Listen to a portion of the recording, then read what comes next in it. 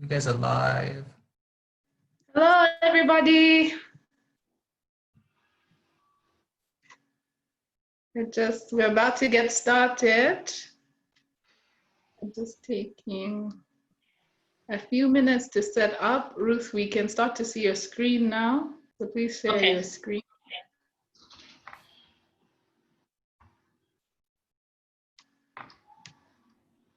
Welcome, Kabwe. Welcome to everybody that's joining us via Facebook Live. So like I said, we're just setting ourselves up and getting ready to start the session with Ruth. Welcome, Rhoda. I just realized, everybody, that because we've been running these this is now our 11th episode in our student series, that I often start without introducing myself and telling you guys who I am. I think I started by doing it with our first session, and then after that, I'll just get into it. So for those of you that do not know who I am and are joining us by Facebook Live, joining us via Zoom, my name is Sekai Fundafunda Lungu, and I'm Campus Innovation Lead at Bongo Hive, which means that I'm responsible for developing, implementing, and supporting all of our student-focused, student-led innovation programs at Bongo Hive. Some of you that know who we are know that we have an array of programs. We have a lot going on at Bongo Hive, supporting individuals within the entrepreneurship ecosystem to grow businesses, to create viable solutions that change the world. I see now we're joined by Tasha. Welcome, Tasha. And if you're joining us via Facebook Live, get cozy, get settled. We'll start soon. Welcome, Ruth. I'm excited to have this chat with you, to learn from you. I know we're constantly having conversations about fashion and the arts and learning. So I'm really glad that we see learning in your title there. So we're going to learn a lot of new things. So I'm just going to read out, for those of you that don't know who Ruth is and why we have her here today, I'm just going to read out her bio to you guys and let you guys know who she is, right? So Ruth is actually an award-winning entrepreneur.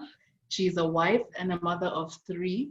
She founded her company, My Perfect Stitch, in November 2015 and formally incorporated it in 2017. The company specializes in ready-to-wear African print clothing and furniture and interior design. As the creative director of My Perfect Stitch, she is the main resource behind the design in creating products that are of high quality and durability. My Perfect Stitch thrives on customer feedback, which has helped in the production of trendy products that customers actually appreciate. Her vision is to create high quality clothing and furniture apparel made in Zambia by Zambians for the local and international market. Ruth thrives at learning and gaining new information, as she believes that's what will set her business apart and grow her into becoming a seasoned entrepreneur. She's a recipient of the Gracia Machel New Faces, New Voices Award for Most Emerging Entrepreneur in 2017 and is currently studying interior architecture and design with the Interactive Design Institute under the University of Hertfordshire. So we're quite pleased to have you here today, Ruth, and I'm glad to have all of you join us again, those of you that are joining us here on Zoom and those of you that are joining us via Facebook Live. As we often say, if you have any questions, please put those in the Q&A section that's between the participants and chat button. And those of you that are joining us via Facebook Live, we have a team on hand. So if you have any questions or comments for Ruth, please put those in the comments and we will share them with her here on Zoom. So everybody introduce yourselves. Are you working in fashion or interior design? Let us know who you are. If you're at uni or college, please let us know what uni or college you're at, whichever one you're representing here today. Ruth, I will now hand over to you to get us started. Thank you, Sekai. You're welcome. Hi, everyone. Sekai, you'll be able to tell me, is the screen okay? It's still quite pixelated. Okay. So guys, we might like switch it up during the course of the session, but we're going to get started. Okay. Let's see if you share it at its full capacity, what that looks like. Okay, so we're going to switch over, and George, who's running the Bongo Hive Zoom webinar today, is going to screen share. So Ruth, we're going to do that for you on our end. But in the meantime, Okay, so I should stop it now? you can stop sharing and then let us know who you are and what you're about. So we can get started with the session while we wait for George to just set it up for us. Okay, perfect. Hi everyone. I'm so excited to do this. I'm a child of Bongo Hive, like I always say. So this is really, really exciting. Okay, there we go. Thank you. So basically today I'm going to be talking about what my journey has been in fashion and in the furniture space and basically the interior space. So our title is Learning and Growing in the Fashion and Furniture Interior Design Business. So my name is Ruth Mooto. I'm the founder of My Perfect Stitch. I'm a wife and a mommy of 3. I have 2 boys and 1 beautiful girl who is almost 8 months. So it's I enjoy being a mom. It's a very interesting experience. It's a very interesting learning experience, if I can say that. George, my slides. Is this this is my thingy. So maybe if we can go down, George.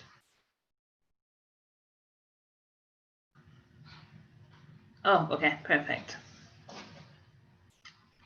Okay, yes.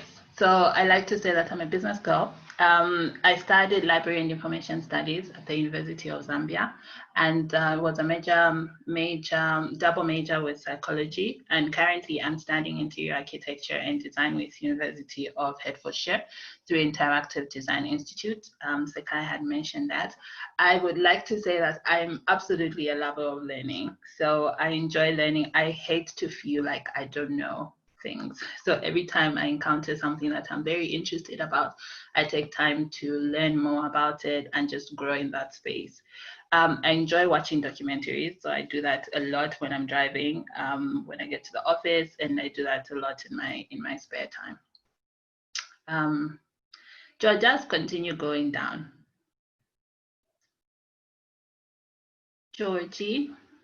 Perfect. So today's presentation basically will cover how I journeyed from my corporate space and then how I've eventually managed to build a business where we are at now. So officially, My Perfect Stitch this month is 3 years old, and officially we're about almost 5. So I used to work for the Ministry of Health. I was a health information officer from 2012 to 2015.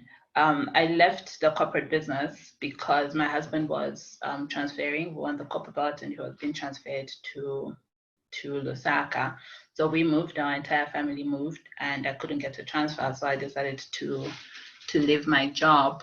And how I started sewing was that I had a lot of interest in sewing. So I started it as a hobby, and then eventually I would share my story and everything that I was doing. And then eventually it led to the establishment of My Perfect Stitch. So in this, you can see there's 2 beddings. One was what I started with. This is the one on my left. I have no idea what color this is, but there's brown, there's cream, there's all sorts of colors. So what I would do basically is that I would get fabric, and then I would get home. I had a small little episode machine that got from Pick and Pay. And what I was teaching myself basically was how to do like a straight stitch, because I didn't know how to do different designs. So what I would do is I would get whatever fabric I would find, and then I would sew like a straight stitch, and beddings were quite easier in curtains. So I decided, okay, let me learn how to do beddings. So I'd get pillowcase measurements from Google, and then I'd make myself pillowcases into continental pillowcases, and then also get like a curtain tape, and then I would sew it on the fabric, and that's where you can see like the beddings, because they're very easy. So you just fold and then you do a straight stitch. And then the one on the right, someone had posted in a group on Facebook and said they wanted beddings, and I said, oh, okay, I can make. And then they said, okay, they wanted something for their son, and I went and looked for the cutest fabric I could find, and this is what I found for Khaba of Lafe. So actually talking about it, I made it for her like in 2015, I think. We're laughing about it just a few days ago. But basically, so this is how I moved from my corporate gig to sewing at home. Next slide, George. So why and how fashion? The one thing I learned, my mom hardly used to buy clothes from the shop. So what she'd do is I should buy fabric from Limbanda or from Lamis. Then they used to do a lot of fabric from Savik, and she always used to take it to a tailor. So every time we'd go to a tailor, like when she takes her fabric, I'd always be curious about like, what does it take? How do you make these things and everything? So I always told myself, like, I'll teach myself how to sew. And I was never very, when I started sewing, I'll do like stretch stitches, and I started getting fascinated about how you make beddings, how you make bags. And that's how I said, okay, this is what I'll do, basically, because it was easier. Then I found a dress. I was attending a friend's wedding. So I found a dress that I really liked, and I said, okay, I'll make this for myself. And I had some fabric that my aunt had bought for me. And that's how I made my first dress. And I shared it like on my social media, and a lot of people were like, oh, this is very nice, Ruth. Can you make it for us? And basically that's how I got into making clothing. So it was basically like the curiosity of how do you make this thing, but then also it was the thing of, oh, I can actually do this. And people were saying, oh, I want to buy from you. And then I started learning on how to do it better. So as I was going, I got very obsessed with literally like how to make perfect things. So like even now, when I look at something, if you ask my staff, they always tell, like I can always see there's like 1 centimeter difference, or here there's an issue, like you missed a stitch and everything. As I go, I get really obsessed with making perfectly made stuff. We can go to the next slide, George. So I say a lot of yeses in a good sense, and that's how we literally got into the furniture design. I like to explore stuff. So when someone comes to me and says, are you able to make this? I look at it and I find that it's a challenge, but in that challenge, I learn a lot of things. So how we moved to get into furniture and interior design was, I started working with upholstery fabric. Upholstery fabric is basically the fabric that you use on your sofas. So I'll get upholstery fabric because it's much stronger, and then I'll get like chitenge fabric, and I'll make like little bags and clutches. And someone bought it. I remember, I think I was selling it for like 75 kwacha. So she bought it and she went to a wedding, and a friend of hers was like, oh, this is very nice. Where did you get it from? And she said, oh, I got it from this girl who's making these little bags. And she said, okay, do you think she can make a stew for us?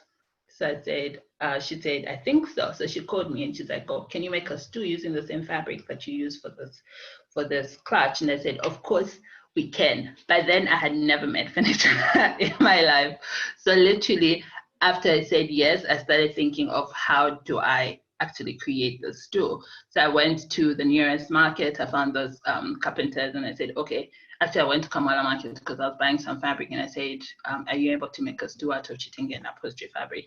The man looked at me weird because he had never used chitenge to make any furniture. And I said, just believe me, like, let's just make this. And he says, okay, I'll make it for you.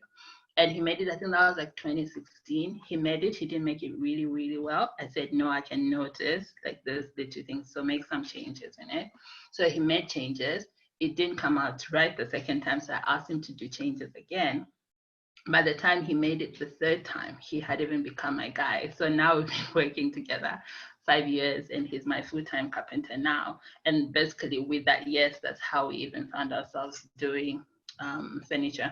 So there's a saying, I have no idea who said it, but said if someone asks you to do something, just say yes and then learn within the process. And basically that's how we incorporated furniture and interior design in our business. So Kai, are there any questions for me, or I can go on? There are no questions, but I just wanted to point out, as I'm representing Bongo Hive, that the Yes. chair that you see, the image that you see on the right, has our executive director Lukonga and has Prince Harry. So this is when he came into the country. I think that was 2018, and the furniture that they're sitting on was created by My Perfect Stitch. So I just wanted to shout out and let everybody know that that was actually Bongo Hive, and yes, that is indeed Prince Harry sitting on on the sofa created by My Perfect Stitch. But at the moment, Rhoda was saying, nice. Yes, Rhoda. Yeah. Um, but also saying, wow, I love the idea of the little stools with the tires. It's very creative. Guys, if you have any comments or questions for Ruth, please keep them coming. Even if they're coming by Facebook Live, please put them down in the comments. If you have questions, put them in the Q&A section so that we can get to them during the course of this presentation and even at the end. We can continue, Ruth. Okay, perfect. Before we go to the next slide, I just before, George, if we can go to the previous slide. I usually, a lot of people ask me if I have qualifications like in what I do. I'd like to put it out there that I have no qualifications whatsoever in fashion and in interior design or furniture design, and that's why I decided to go to school now to study interior architecture and design, because like I said, I learn through the process. So like, I'm never afraid to ask questions, either from the carpenters or the tailors themselves. So we're always working together and say, okay, we want to create this. How do we create it? I'm always watching documentaries and finding. So sometimes people are afraid to get into a certain field because they feel like, oh, I don't know anything about it. But then I am a true believer that in the process, you're able to learn if you ask a lot of questions, and then you'll be able to develop as you go. So next slide, we're going to talk about the actual process. Yes, so like I said, ask a lot of questions. So regardless of whatever field it is that you want to get in, if it's hair braiding or it's anything, ask a lot of questions. What problem are you solving is a very important question. I did launch, which is a Bongo Hat program in 2017. And literally, like, I think from day one to the last, they always used to ask us, like, what problem are you solving? And I literally hated that question. But then now, as I'm doing my business, and every day you discover that whatever business or whatever enterprise you're running, you are actually solving a problem. And the story of design, either fashion design or furniture design or interior design, is an issue of problem solving. So for example, if you're making a happy dress and say, okay, this is a happy dress that I'm creating. What problem am I solving around this happy dress? So you're looking at, okay, who is going to wear it? Where are they going to wear it? Why are they going to wear it? When are they going to wear it? So if you remove the happy dress from there, it means that there's a problem that is there because they want to wear it. Let's say if they're going out with friends, they're going to have a picnic. So it's a very comfortable dress because when someone is going to have a picnic, they want to be comfortable, they want to be able to enjoy whatever they're doing without having to feel like this thing is too tight on me or this thing is what. But then also it's a happy dress, so it increases the mood. So you always have to ask yourself, what problem am I solving? If it comes to furniture design, who are you making the chair for? So for example, let's say we're making a rocking chair for a pregnant woman or a mother that has just given birth. How is her back when she sits? How is she going to put her baby when she's breastfeeding? And then is she getting comfortable? So you're looking at all those things. So what problem are you solving is a very critical question. It also helps with the brief. So like when you get a brief, especially when it comes to furniture and interior design, before you embark on a project, there's what they call the project brief. So your client tells you, this is my space, that it's a corporate client and they want to do a reception. Say, okay, we'd like you to design the reception for us. What you want to know is who is the type of client that they're having, what do they do when they enter the reception? Do they sit, or is it something that is transitional? So all those things, by the time you create the solution, you have to have answered the problem that they're doing. So basically, the process of design is the process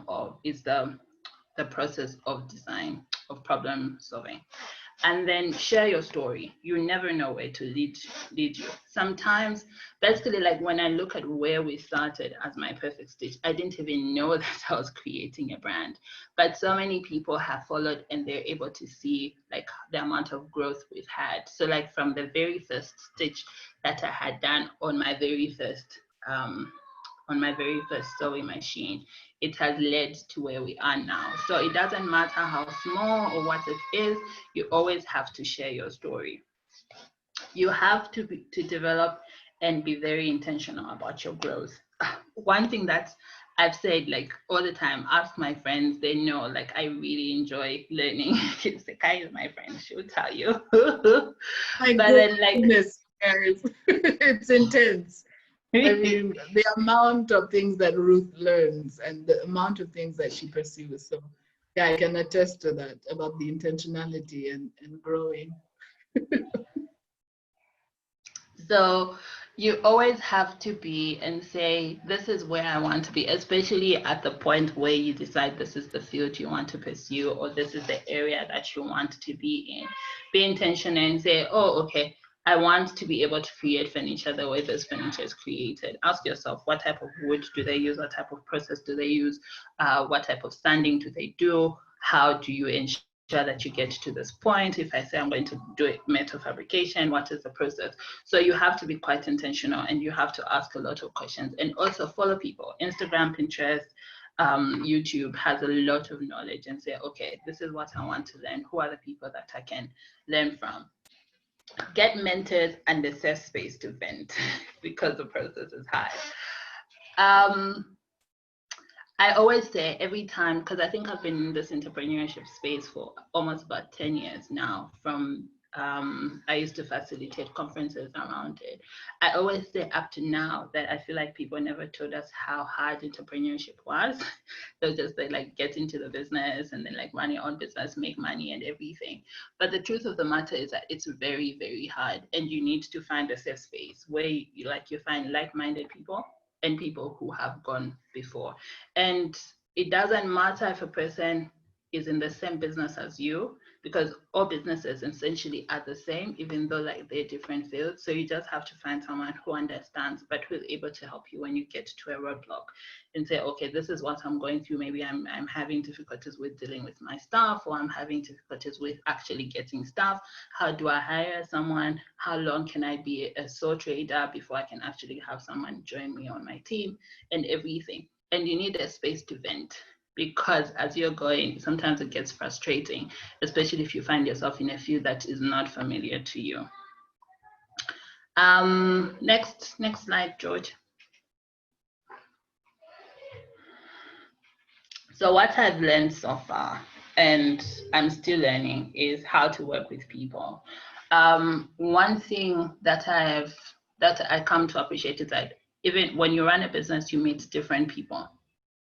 And running a business helps you learn that people are different and you have to come to them differently. But also you have to value people and you also have to respect people. You have to know that customers are who make you, and also they're the ones who build your brand eventually. A lot of our business has grown through word of mouth and referrals. So like when you make something for someone, then they put in a good word and then someone else calls you and say, oh, you made this for someone, or you changed this person's chairs, or you did this and this, you made someone a dress and whatnot. So the process for me has been learning to understand people, to see where people come from, and to see that when people value your business, it can actually go a very long way. I've also learned how to work with employees from the process of hiring, but also the process of learning to understand that when people come to you, sometimes people come to your vision for a season. Sometimes they come to stay for a long time. And then when you start a business, you become it's like your child. And then you trust your child, you love your child, and someone comes and says, oh, I want to be part of your team to raise this child that you have brought into the world. And then when they leave, you feel like So you didn't love my child from the very beginning. But then I've started to learn that as you journey on whatever enterprise you decide, there are people who come to you only for a season, but then there are other people who come to you. It's very important that as employees join your team, that you share your vision with them, where you want to go, what you want to do, and everything. I've also learned that when you decide to run a business, you decide to be a leader, and you're literally choosing to be a leader. It means that you have to grow that part of you on leadership, emotional intelligence, every other intelligence that comes with. You have to be intentional about that. Also, I've learned that the world is full of possibilities. This is literally the theme that I live by, that the world is full of possibilities, and whatever you aim for, you can always get. Yeah. George, is there a slide after this? Oh, yes. So where to find us? We're on Facebook, My Perfect Stitch and My Perfect Stitch Home. My Perfect Stitch is for our clothing. My Perfect Stitch Home is everything furniture. On Instagram, My Perfect Stitch is for clothing, and My Perfect Stitch Home, everything furniture. On Twitter, it's Perfect Stitch. And that's our phone number, and that's our email if you have any queries. So Sakai, if there are any questions for me, I'm ready to go. Woo, we have questions here. I'm ready. Okay. Guys, keep those questions coming. We have, I think, quite a bit of time to go into questions and really delve into My Perfect Stitch and even into running a business in fashion or interior design and running business in general. So like I've said, if you have questions and you're joining us via Facebook Live, please put those down in the comment section and they'll be shared with us here. If you're joining us on Zoom, please utilize the Q&A section that's between the participants and chat button. So put down your questions for Ruth. We're going to go in order of how they are received. So I'll start from the top and we'll go down. So Ruth, I'm going to read out the questions to you and then you can just let us know your thoughts and stuff like that. I'm quite excited. Yeah, let's see. So we have, the first question comes from Nelly. And Nelly is asking, hey everyone, I'm watching with my mom. Hi, Nelly and mom. And we are wondering, how did you learn to be so precise and perfect in measurements before going to training school? So that's the first question, and it's from Nelly. The second question is, what has worked best in terms of marketing your brand and referrals? So how did you learn to be so precise without going to school? One. Two, what has worked best, and this is from Tasha, what has worked best in terms of marketing your brand? Has it been referrals? Let us know. Okay. So with learning how to measure, I learned how to sew in 2014. So what I'll do is I'll watch a lot of YouTube videos, and then like I'll decide and say, okay, I want to make myself a maxi skirt, and literally I'll get a tape and then tie it around my waist because I know this is where it wants to sit, and then I'll put the tape and say how comfortable do I want it to get, and then from there I would basically just measure like how long do I want my skirt to be. But then when it came to making tighter clothes, like when you're making like a pencil skirt, you need your waist, you need your hip length, you need the length of your skirt. I remember I was cutting. I'll get like my normal skirt that I have, and then I'll put it, because that's what YouTube videos basically tell you. They tell you like get an already piece of clothing that you have, and then put it on fabric, and then cut using that, and then maybe just leave 2 centimeters for your seam allowance. So your seam allowance is basically the piece of material that you leave on the side when you do your stitch. But then I realized that I was getting that wrong. So I had my aunt who came and said, no, like whatever you're doing, this is wrong. But then I have a friend, Auntie Florence, who can teach you like how you do measurements and everything.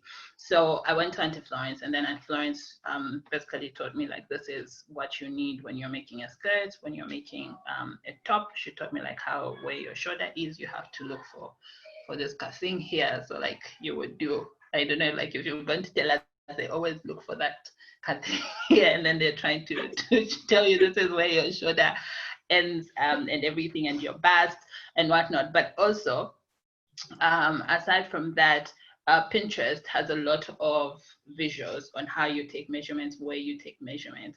And sometimes, like, if clients are not able to come to my shop, I send them like pictures of Pinterest and show them, okay, if you want to take measurements for your shoulder, look for this point and this point.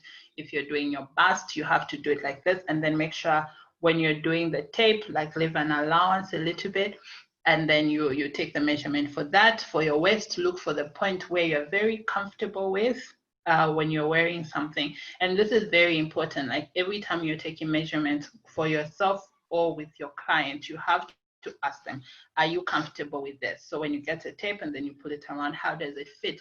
Because you want, when someone wears something that you wear, that you make, that you're quite comfortable with, they're quite comfortable with what you have made.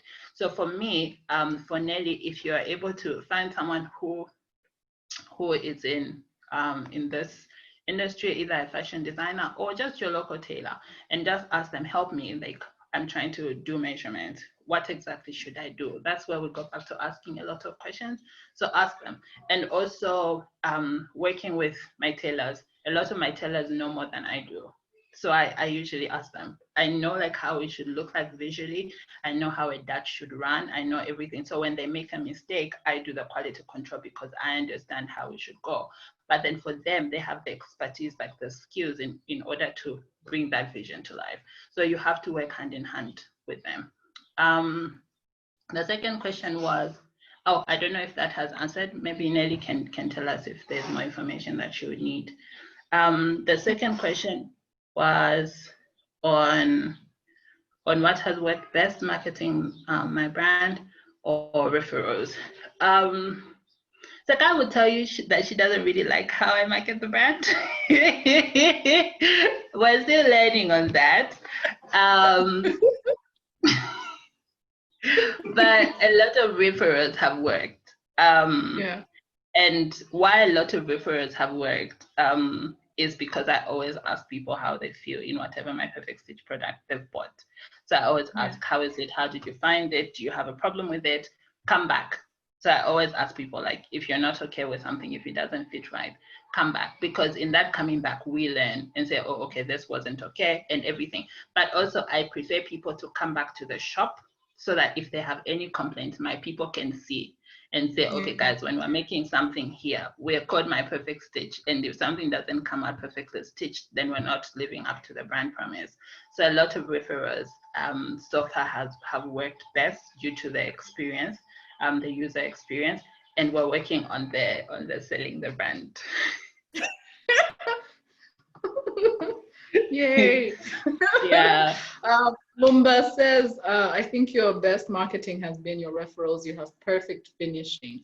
And I think to sort of piggyback off of what you've said, I think as your friend and having been a client as well, I think what has worked is, and a great tip is being able to, like you're saying, ask people to bring stuff back. So not just saying, take it, wear my perfect stitch, so it's made perfectly, go. And then when people come back, you're a bit harsh or things like that, is that you're constantly engaging with your customer and making sure that if it doesn't come out right the first time, that you've left room to learn and to make it better for your client, right? Mm-hmm. I had a question that came in from Facebook, from Stephen Jabulani, and he asks, how do you decide which interest or passion to pursue as a business when you have many passions and interests? You who's constantly learning, growing, you find something new. How do you decide, okay, that is just because I want to learn and I'm interested in, and this is, I'm going to turn it into a business. How do you make that decision? Thanks for the question. That's a very, very good question. For me, what has helped me is because I come up with ideas all the time. But then what has helped me is what is in line with what my business currently is. The first thing is that a business is largely built on trust. So people have to trust that you are constantly learning to improve the service that you're giving. And then they have to trust that when they buy a shirt from you tomorrow, they're not going to have a conversation on you selling a spare part.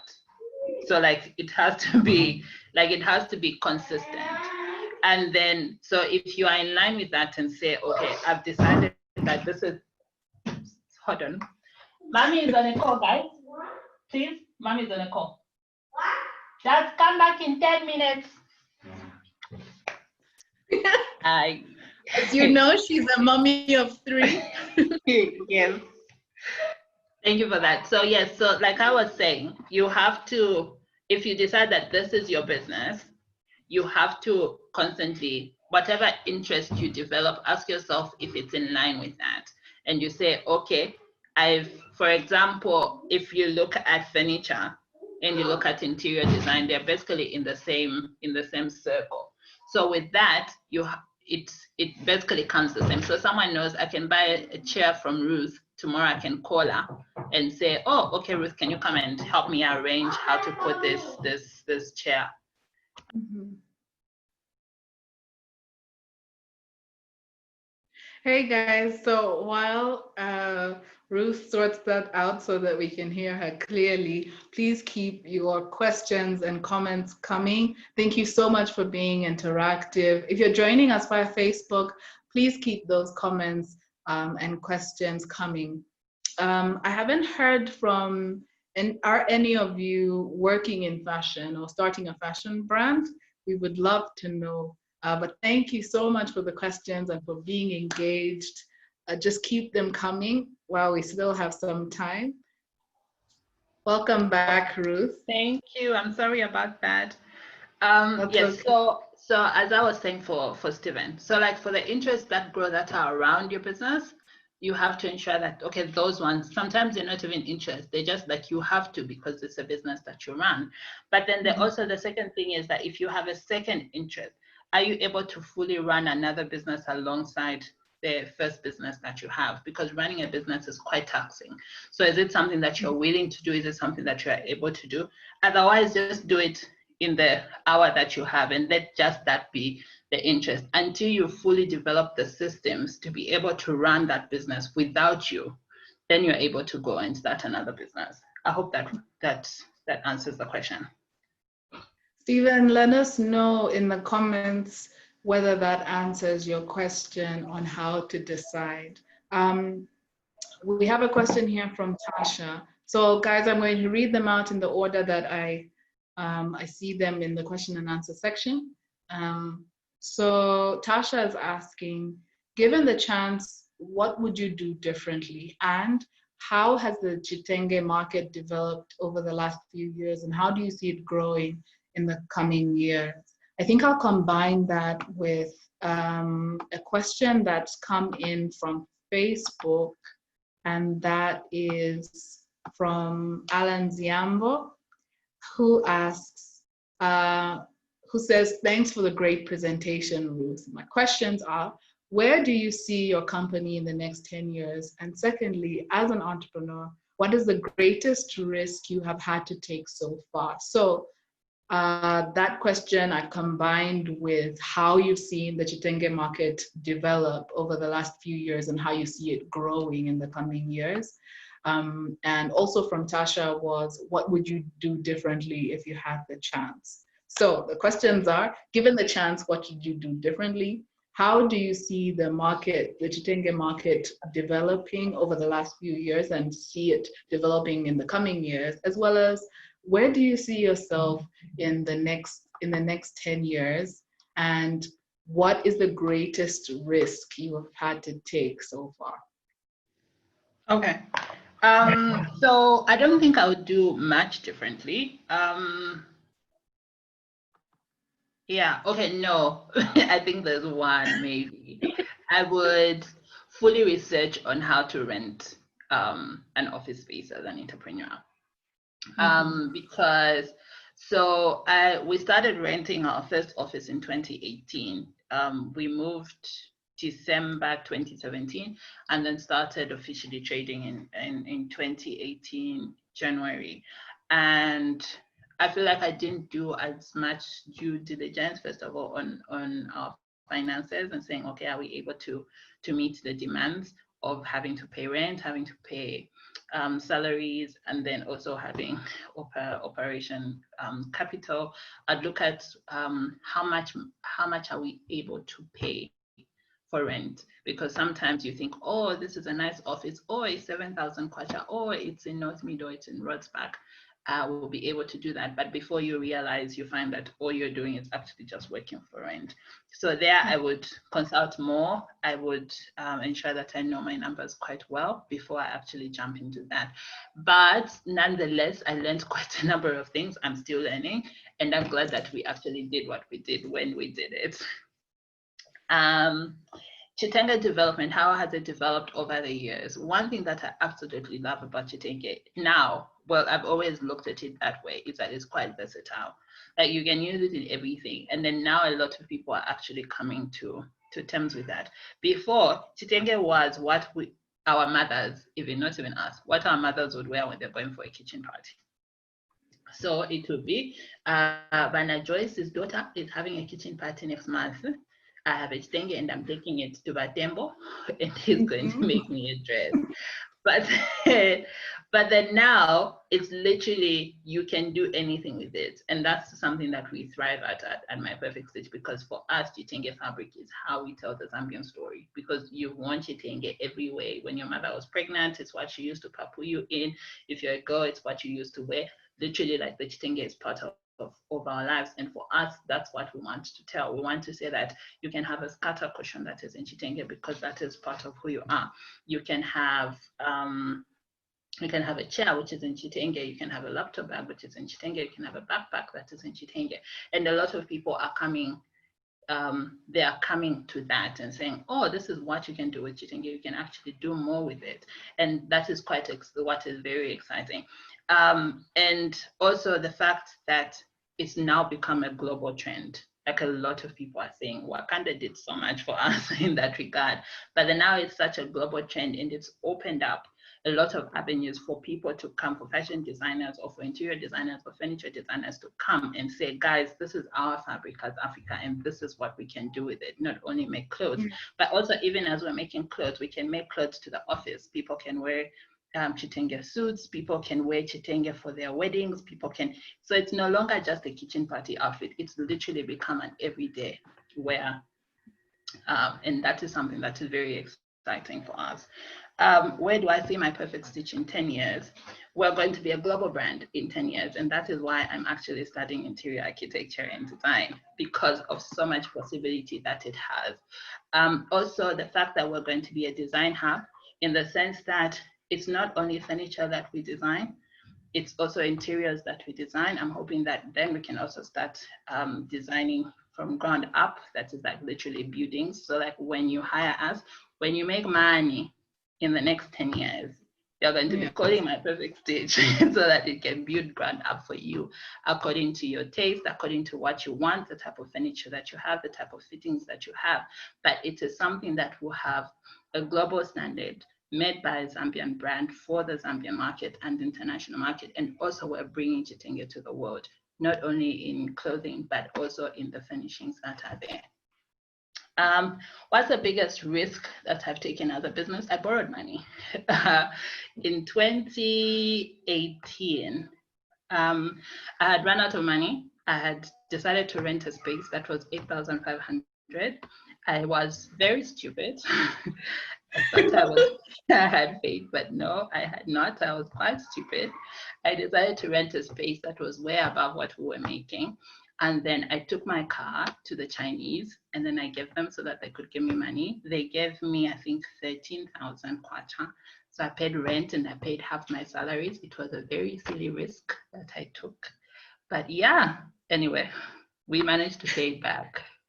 And we're still alive today. But yes, it was not a well-calculated risk. Mm-hmm. So there's a lesson in that as well, taking calculated risks. I think in the time that we live in, especially for fashion, right? Because it's such a visual industry, that you want to look like you're growing in some cases, and you want to embrace that growth. So you can sometimes punch above your weight. Yeah. And I think it's make like you have to see, because sometimes we get the pressure of people look at my brand a certain way, so I have to live up to that. But you have to always have honest conversations with yourself and say, where exactly are we? And just allow your brand to grow organically. Like, you don't have to take up loans, you don't have to take up investment if you're not ready to take up the investment. Allow yourself and say, at this stage where I'm at, this is what I'm learning. And then when I learn, then I'll be able to do this. If I decide to take this loan, will I be able to pay it back? What is the pattern that I've seen in terms of customers, in terms of clients, how our money comes in? Yes. And then we have Elizabeth Nyoni Piri says, you rock, Ruth Mooto. And Stephen has responded by saying, thanks, that's very informative. As I similarly enjoy learning different and new things, I might perhaps need to do some market research to see which interest is most economically viable. I guess I wouldn't know until I try it out. Exactly. And then we have a question from Kawe, who's asking, what kind of paperwork is involved in being a sole trader? And Rhoda is asking, what are some of the challenges you face as a Zambian fashion designer? Why did you settle for chitenge material to be used on chairs, on your interiors? Would you then say it's better than leather in a way? So what kind of paperwork is involved in being a sole trader? And that comes from Kabwe. And Rhoda is asking, what are some of the challenges you face as a Zambian fashion designer? Why did you settle on chitenge material to be used on chairs? And would you then say it's better than leather in a way? Okay. Paperwork. So my purpose stitch is not a sole trader. So I wouldn't be able to fully give a lot of information on that. We're a limited company by shares. But I think that it's just the usual PACRA. I think PACRA website will be able to have like a lot of that information. I wouldn't fully know.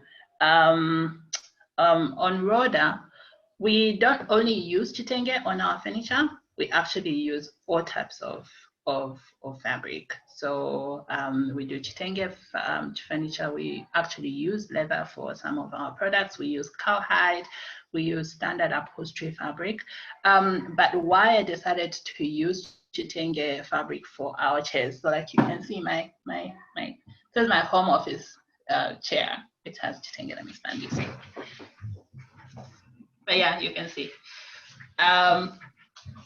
But for me, it's like I had mentioned before, chitenge is part of who I am. My dad is quite a traditional man, and literally I've known chitenge throughout. So for me, when I create something using chitenge, I'm creating a piece of who I am as a Zambian girl, where I have been and everything. So I'm literally selling my heritage.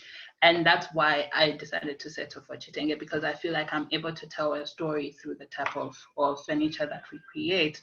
But then also I've learned that chitenge is not the thickest type of fabric, especially for furniture, and that's where we incorporate it. So sometimes you find us that we make a piece of furniture using chitenge, but it also has upholstery fabric, or using chitenge pieces, but then it has like leather in it and everything. So we explore all types of materials. Yeah. Was there another question to that? Yes. So I have two questions here. The first one's from Kabanda, and Kabanda says, can you please list down the essentials required to start your business in interior design? And she says, Madam, she's commending you, and she's inspired by what she sees from my perfect stitch. So yes, that's from Kabanda. And then we have one from Mumba, and Mumba is saying, I have an interest in interior architecture and design. Are you able to give me more information on how best to do a course without breaking the bank? And just really quickly, Alan says, thank you for the answers. Thank you guys for your questions. We're going to be moving to close. So if you have any questions for Ruth and you've been holding back, please put those in the question and answer section. And if you're joining us via Facebook Live, please put those down in the comment section. So yes, those are your two questions for now. Okay. So the first one was, can I list down what is needed for you to start an interior design business? Okay. Yes. So basically, I would say the first thing would be interest. Like if you have a lot of interest, because that eventually would lead you to getting more information. That's number one. Number two is knowing your fabrics, knowing your spaces, knowing how to take measurements, and then knowing how to get a client's brief. Okay, so let me start from client's brief. So basically, your client's brief or your design brief is what the client will give you on what they want. So let's say if someone is moving into a space and then they want you to design that space, you have to get a brief from them. Sometimes clients don't necessarily know what they want, but you have to learn to know how to let them say. Because sometimes clients come to you and say, I just want it to look nice. And then nice is a very relative term, because you're like, okay, what is nice to me may be very different from you. So it's a thing of you have to understand your clients and say, okay, when you say nice, what do you mean? And then they'll be like, like, I just want it to be comfortable. And you're like, oh, okay. So like write down and say, you need to have a book and like a journal or something where you can write down, okay, so when you say nice, what do you mean? When you say comfortable, what do you mean? And then you have to have the art of being able to get information from people. So tell me what nice feels like to you. When you sit on a couch, how do you want to feel? All those things. So you have to learn the art of getting a design brief to be as conclusive as possible. So by the time you're going to deliver something, you are both on the same page with your client. You need to learn how to take measurement and know and understand spaces, in the sense that there's what they say, form follows function. So what type of function is needed for the type of space you're working for? So is it a living room? What do people do when they're in a living room? Do they sit?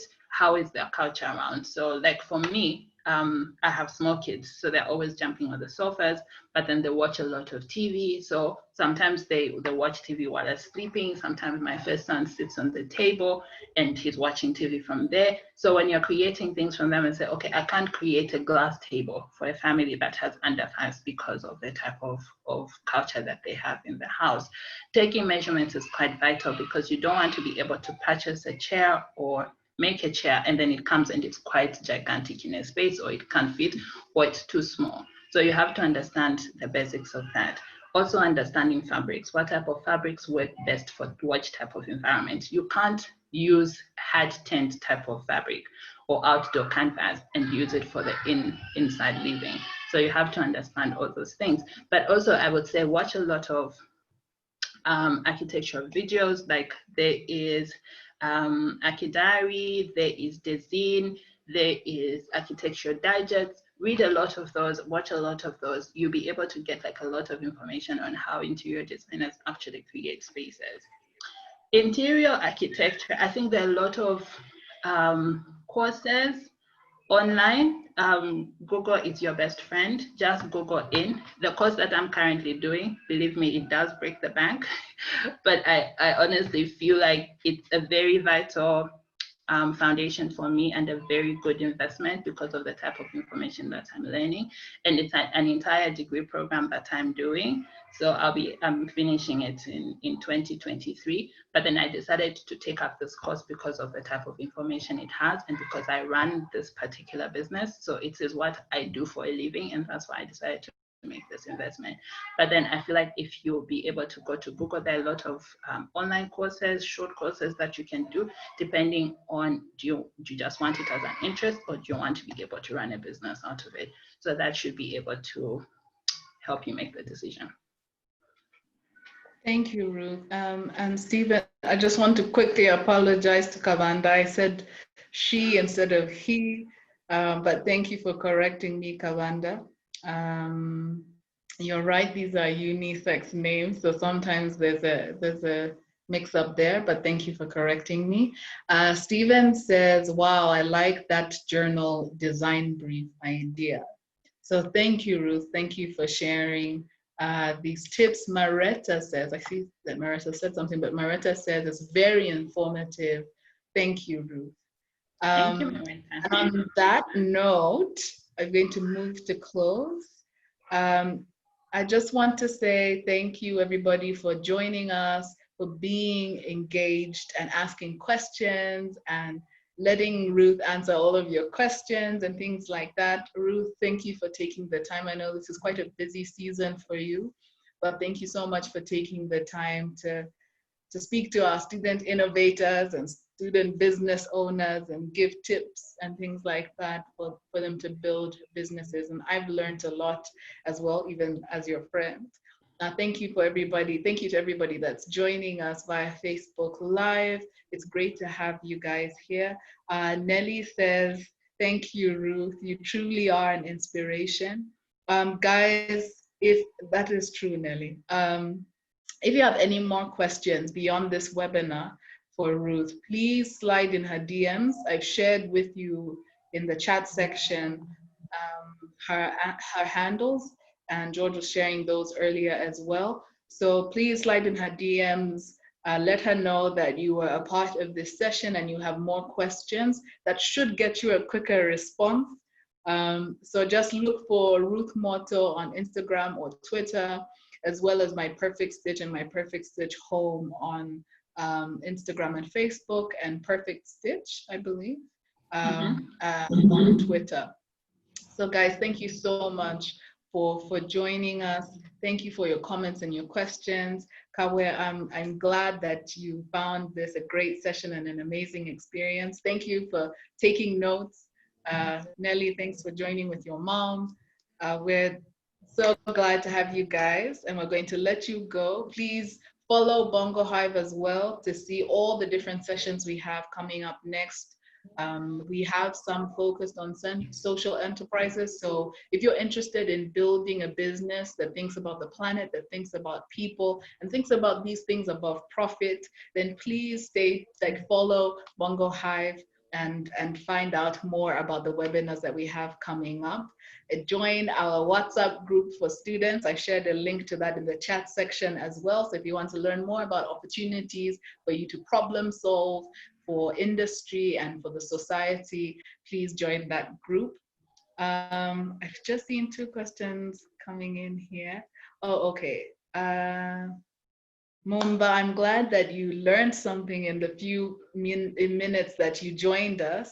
Sungani, great, thank you for asking that. We will have a recording of this session available on the Bongo Hive website within the hour.